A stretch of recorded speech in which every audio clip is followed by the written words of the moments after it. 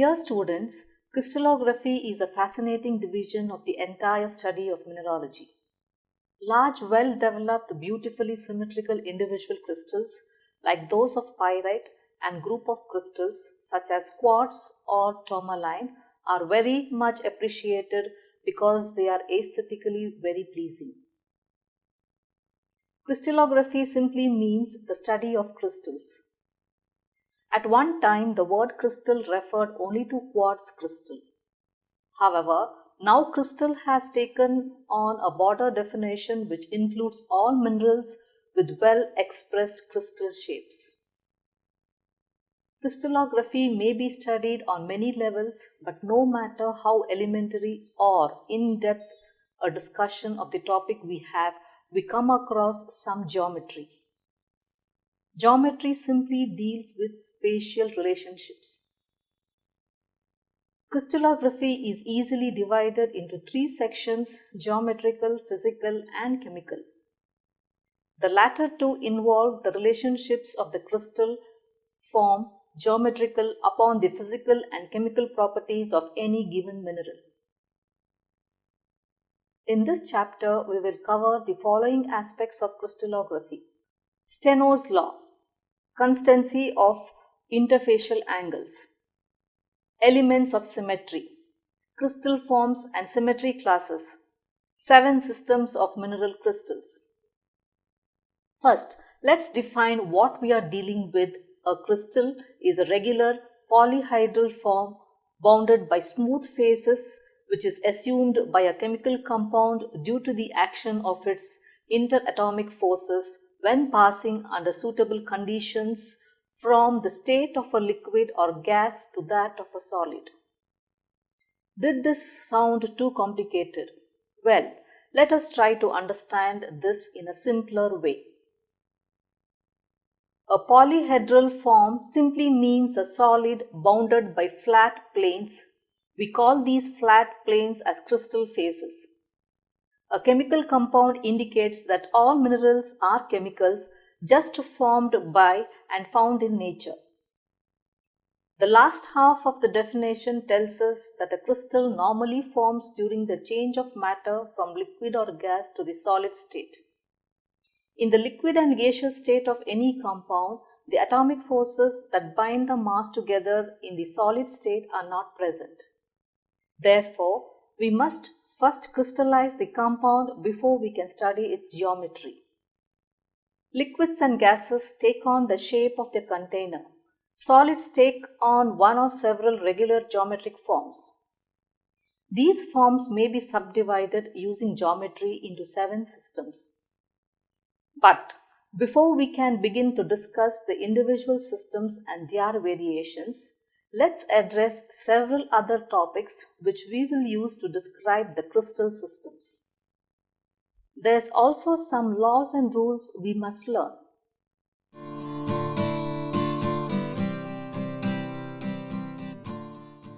Way back in 1669, Nicholas Steno, a Danish physician and natural scientist, discovered one of these laws. By examination of numerous specimens of the same mineral, he found that when measured at the same temperature, the angles between similar crystal faces remain constant. This was regardless of the size or the shape of the crystal. So it implied that whether the crystal grow under ideal conditions or not, if you compare the angles between corresponding faces on various crystals of the same mineral, the angle remains the same.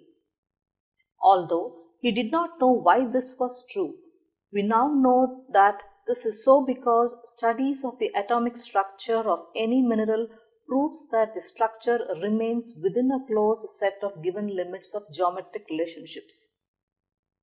If it doesn't, then by the modern definition of a mineral, we are not comparing the same two minerals.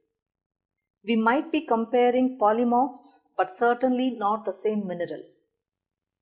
Polymorphs being minerals with the same chemistry like diamond and graphite or sphalerite and wurtzite, but having differing atomic structure and therefore crystallizing in different crystal systems. Steno's law is called the constancy of interfacial angles.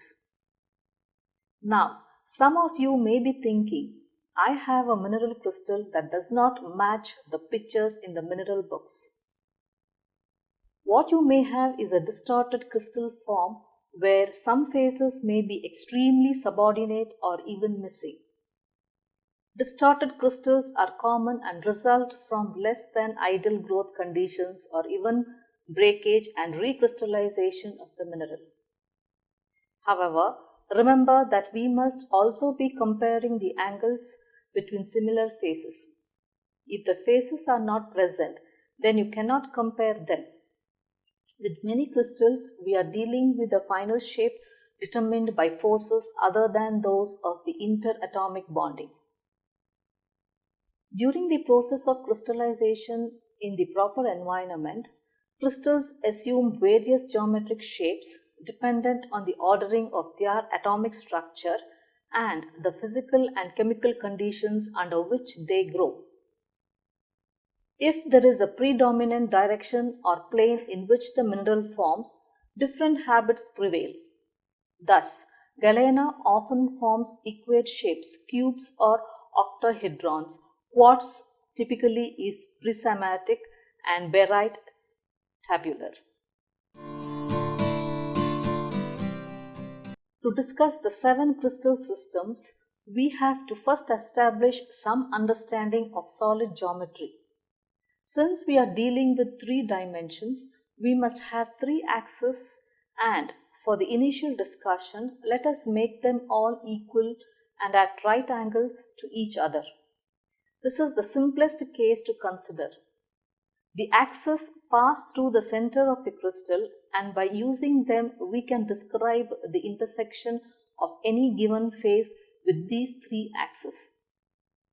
Mineralogists had to decide what to call each of these axes and what their orientation in each crystal was so that everyone was talking the same language.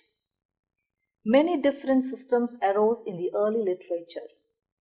Then, as certain systems were found to have problems, some were abandoned until we arrived at the notional system used today. There exist 2 of these presently in use, complementary to each other. One uses number notation to indicate forms or individual phases, and the other uses letters to indicate forms. But let's get back to our 3 axes for now. We are going to draw each axis on a sheet of paper and describe its orientation. Make the first axis vertical and we will call it the C-axis. The top is the plus end and the bottom is the minus end. The second axis, the B-axis, is horizontal and passes through the center of the C-axis. It is the same length as the C-axis. The right end is the plus and the left is the minus. The third axis is the A-axis and passes at a right angle through the joint of the B and C axis. We always refer to the axis in the order minus A, B, C in any type of notation. The point of intersection of the 3 axes is called the axial cross. We must touch on a type of notation often seen in mineral literature known as Miller indices. Before William H. Miller, 1801 to 1880, devised this mathematical system for describing any crystal phase or group of similar phases forms, there existed a considerable amount of confusion due to the many different descriptive systems. Some of these systems used letter symbols to denote crystal phases and forms. So the problem was really one of how to bring order to the literature's chaos. To the problem, Miller, University of Cambridge, applied relatively simple mathematics, the universal language. To the lettering systems, Miller described ABC for hexagonal crystals. His notation is 4 numbers long. Intercepts of each planar crystal form as numbers and also made note of the form letter. His numbering system became widely accepted and is known as Miller indices. The numbers are presented as whole numbers, fractions are not allowed and are the reciprocal of the actual intercept number, all whole numbers being reduced by their lowest common denominator. Here are a couple of simple examples for the cubic system. Let us first describe a face of an octahedron and later a cube using Miller's indices. First, we should realize that an octahedron is an 8-sided crystal form, that is the simple repetition of an equilateral triangle about our 3 crystallographic axes. The triangle is oriented so that it crosses the A1, A2 and A3 axes all at the same distance from the axial cross. This unit distance is given as 1. Dividing 1 into the whole number 1, it's a reciprocal, remember, yields a value of 1 for each Miller number.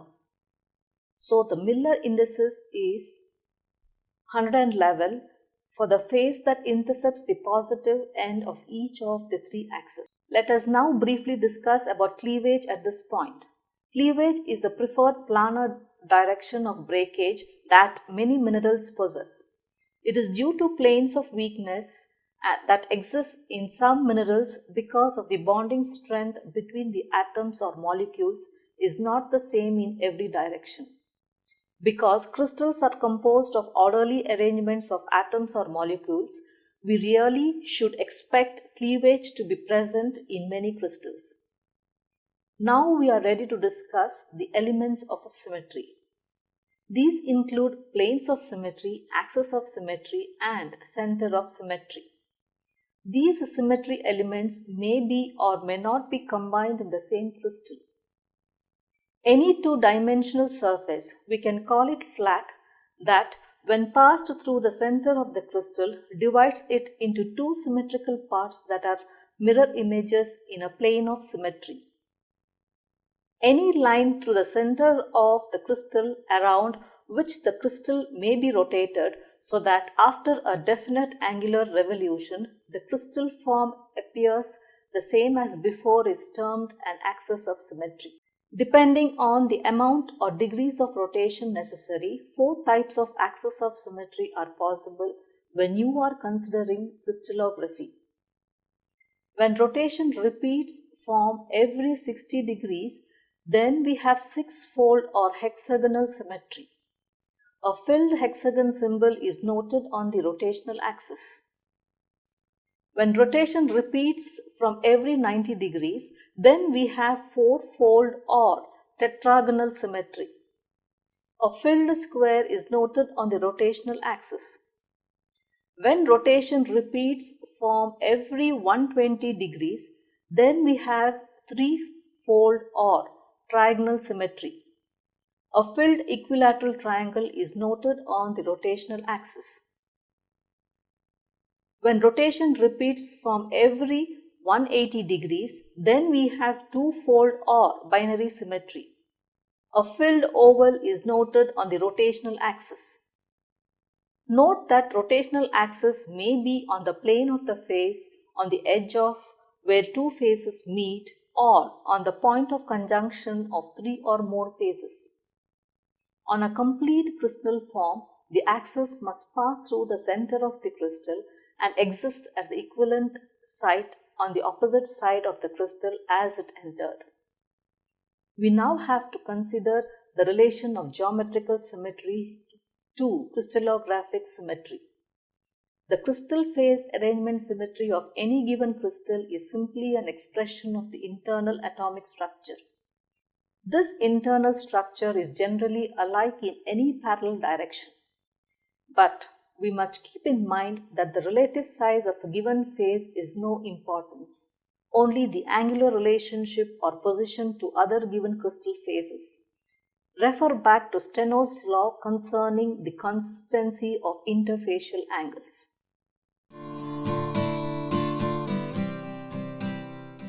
Let us now discuss about crystal forms and symmetry classes. Again, we must begin with the same definitions. A form is a group of crystal faces, all having the same relationship to the elements of symmetry of a given crystal system. These crystal faces display the same physical and chemical properties because the atomic arrangement, internal geometrical relationships of the atoms composing them is the same. The relationship between form and the elements of symmetry is an important one to grasp because no matter how distorted a natural crystal may be, certain key elements will be recognizable to help the student discern what form or forms are present. The term general form has specific meaning in crystallography. In each crystal class, there is a form in which the faces intersect each crystallographic axis at different lengths. This is the general form HK1 and is the name of each of the 32 classes, hexaoctahedral class of the isometric system, for example. All other forms are called special forms. To understand this better, let us look at the octahedron as an example. All the crystal faces present at the expression of the repetition of a single form having the Miller indices of 111 about the three crystallographic axes. Remember those from the previous module. Each face on the natural crystal, octahedral galena or fluorite are examples. When rotated to the position of 111, face in the drawing would have the same shape and orientation of striations, growth pits or stair steps, and edge pits if present. In the literature, you may see a notation given as HK1. This is the notation presented as Miller indices for general form. The octahedral form is given as 111, the same as the face that intersects all positive ends of the crystallographic axis. A single form may show closure as with an octahedron or may not in the pinacoid, an open two-faced form, so every form has an HK1 notation. In the case of general notation concerning the hexagonal system, it is HK minus I1. Before finishing this discussion of crystal form, there are a couple of examples of how knowledge of the interrelationships of forms and crystal systems may be used. Someone gives you a quartz crystal and says, "Look at this crystal, it is not normal." Normal to this person, we assume, means an elongate, prismatic, six-sided crystal form with a six-faced termination on the free growth end. When you examine the abnormal crystal, it is highly distorted, broken, and has regrowth faces. Prism faces on quartz crystals almost always have striations at right angles to the C crystallographic axis and parallel to the plane of the A1, A2 and A3 axis. These striations are due to the variable growth rates of the terminal faces as the mineral crystallized. Knowing about the striations and their orientations, you may examine the surface of the specimen and, with reflected light, find the prism faces by their striations. Terminal or pyramidal faces on quartz crystals often exhibit triangular pits or platforms. By finding them, you can then determine if any other faces that would be really unusual are present. Not finding any unusual faces, you can return the specimen to the person with the comment, "Well, your crystal is certainly interesting, but it does not have any unusual forms. When it does display is a complex growth history reflected by its less than ideal crystal shape." A crystal's form may be completely described by use of Miller's indices and the Hermann-Mongin notation of its point group symmetry. The latter notation tells us how to orient the crystal in each specific crystal class to recognize which axis A, B or C is designated as having the highest symmetry.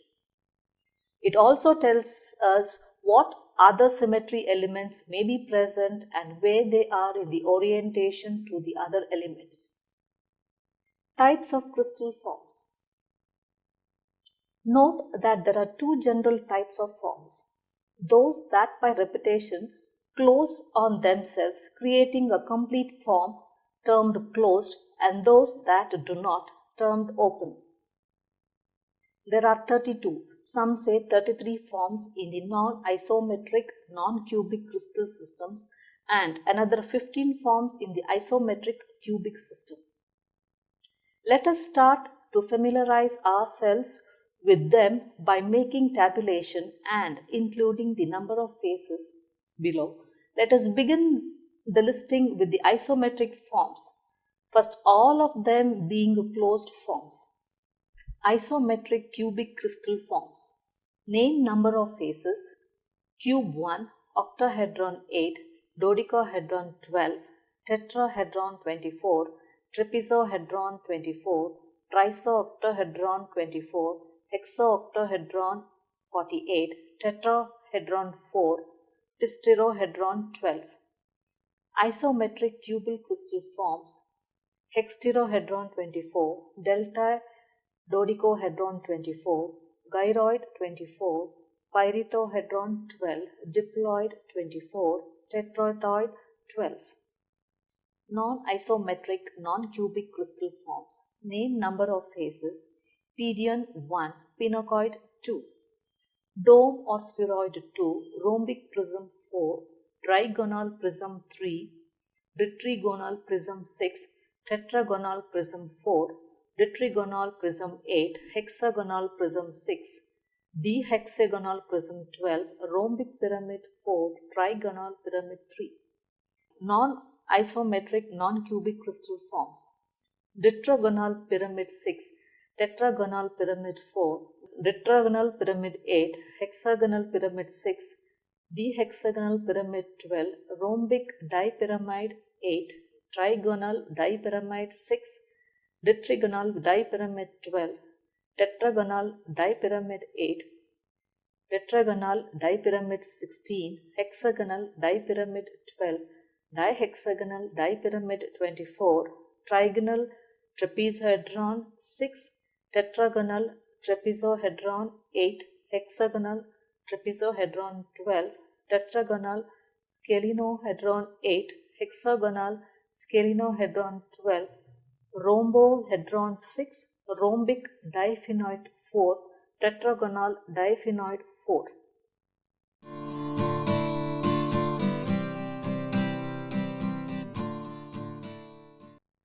Now that we have understood the crystal forms, we have now reached the point in our discussion that we can actually mention the 7 large groups or crystal systems that all crystal forms may be placed in.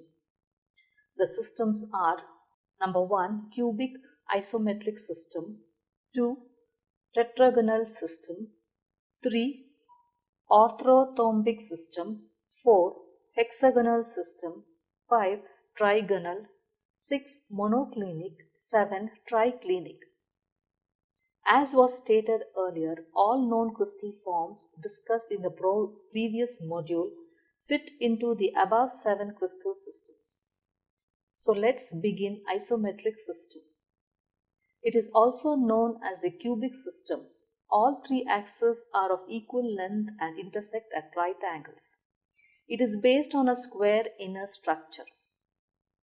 Crystal shapes include cube, diamond, fluorite, pyrite; octahedron, diamond, fluorite, magnetite; rhombic dodecahedron, garnet, lapis lazuli rarely crystallizes; icosahedron, pyrite, sphalerite. Common cubic crystals are diamond, gold, fluorite, garnet, pyrite, silver, spinel. Tetragonal system. 2 axes are of equal length and are in the same plane. The main axis is either longer or shorter, and all 3 intersect at right angles. It is based on a rectangular inner structure. Crystal shapes include 4-sided prisms and pyramids, trapezohedrons, 8-sided and double pyramids, icosahedron, pyrite, spherite, hexacosaheridron, pyrite. Common tetragonal crystals are anatase, rutile, wulfenite, apophyllite, scapolite, zircon, chalcopyrite, scheelite. Hexagonal system. 3 out of the 4 axes are in one plane of the same length and intersect at each other at angles of 60 degrees. The fourth axis is of different length and intersects the other at right angles. It is based on a hexagonal 6-sided inner structure. Crystal shapes include 4-sided prisms and pyramids, 12-sided pyramids, double pyramids. Some of the common hexagonal crystals are agate, calcite, quartz, ruby, amethyst, jasper, sapphire, tourmaline, and aventurine. Trigonal system. Rhombohedral system. Axes and angles in this system are similar to the hexagonal system, and the two systems are often combined as hexagonal. In the cross section of a hexagonal crystal, there will be 6 sides.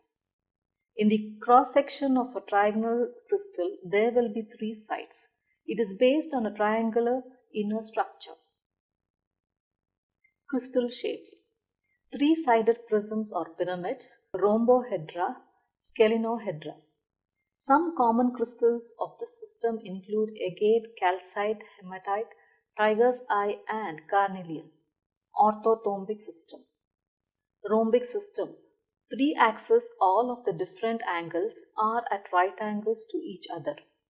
It is based on a rhombic diamond-shaped inner structure. Crystal shapes include pinacoids, rhombic prisms, pyramids, double pyramids. Some common orthorhombic crystals include alexandrite, chrysoberyl, iolite, topaz, and celestite. Monoclinic system. There are 3 axes, each of different lengths. 2 are at right angles to each other and the third is inclined. It is based on a parallelogram inner structure. Crystal shapes include basal pinacoids and prisms with inclined end faces. Some common monoclinic crystals are azurite, epidote, moonstone, serpentine, gypsum, and diorite. Triclinic system. All 3 axes are of different lengths and inclined towards each other. It is based on a triclinic inner structure, meaning 3 inclined angles. Crystal forms are usually paired faces. Common triclinic crystals are amazonite, labradorite, kyanite, and turquoise. Almost all minerals are crystalline, part of the definition of a mineral, but only under special conditions do you form minerals with well-expressed crystal forms. The mineral may grow from a melt, as in igneous rocks, from solids under elevated temperature and pressure, or in open surfaces or pockets from hot, warm, or cold mineral-laden fluids. This chapter has illustrated the world of symmetry present in the crystalline world around you. But symmetry is present everywhere. Symmetry is present in varying degrees in the biological world. From simple bilateral symmetry, mirror symmetry like left to right, to 5-fold symmetry not present in the crystalline world.